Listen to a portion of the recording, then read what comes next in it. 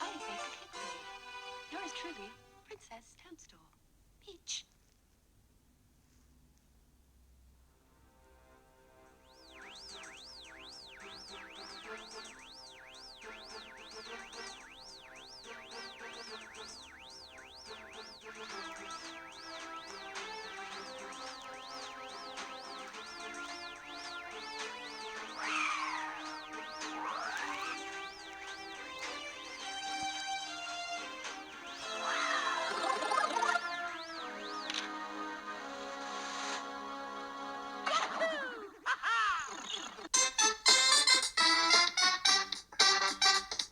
Yes, Super Mario 64, a true, timeless classic.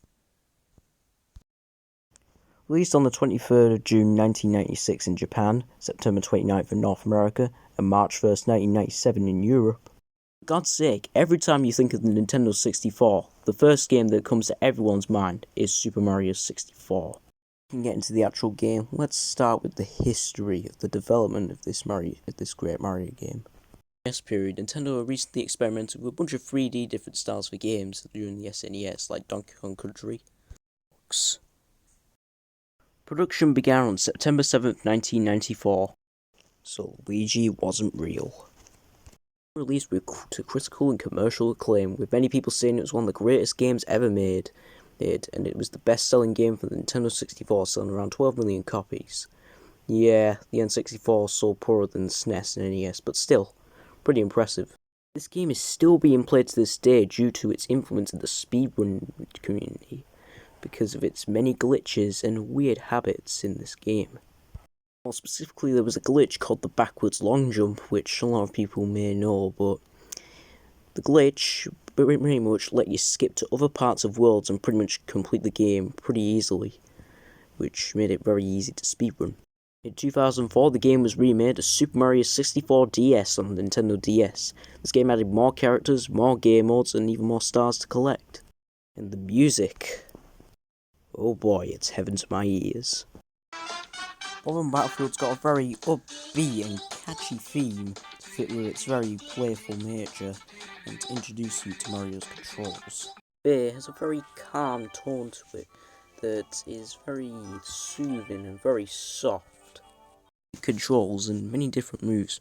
For example, of course, he can jump, of course, but now he's got the triple jump, the long jump, and he can side flip, and slide as well. There's also the ground pound, which can be used to squash enemies from the air. Yeah, and he can climb above stuff. So the movement's been very different compared to previous Mario games where all he did was just go left and right.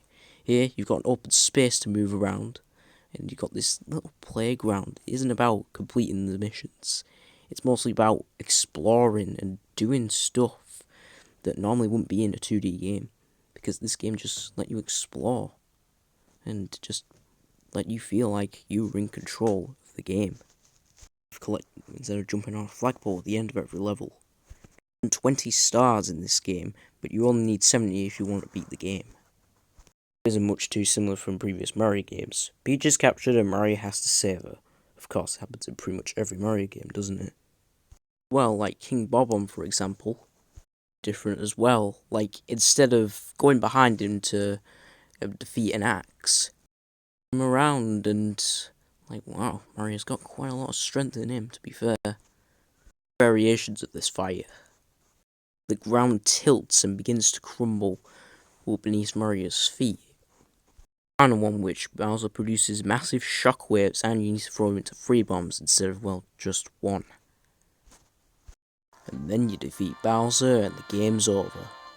I know I may have missed a lot of things out of this documentary, like all the stages and shit, but I want to give you a short retrospective on Mario 64, one of my favourite games of all time.